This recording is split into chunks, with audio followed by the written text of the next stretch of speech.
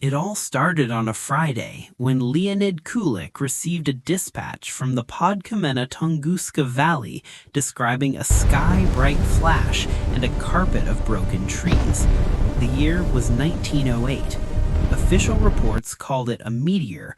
Eyewitnesses in Vanawara and nearby Evenki camps spoke of a fireball that whispered before it struck.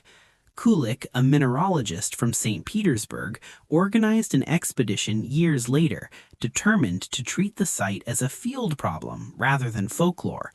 Documentary notes from his 1927 journals record an arduous journey: reindeer sleds, frozen rivers, and survivors like Nikolai Popov, who traced scorch lines through the taiga. At the epicenter, Kulik found an anomalous pattern, not an impact crater, but a radial collapse and a half-meter depression lined with vitrified wood.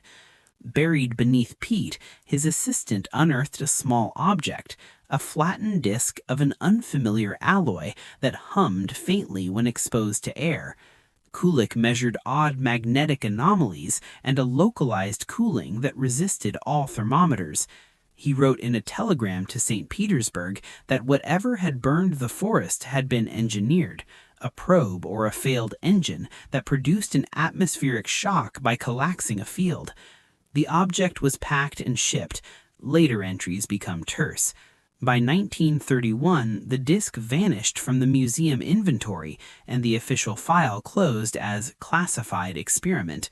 Survivors grew old, maps faded, but Kulik's notebooks remained, a sober record of an Arctic adventure where meteorology met impossible engineering, a historical incident recorded between the facts and the hush of state archives.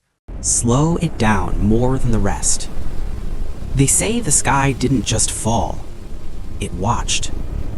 And sometimes, on cold nights near the Podkamena Tunguska River, compasses spin without reason. The air grows unnaturally still, as if something beneath the earth is waiting. Not dead, not gone, just dormant.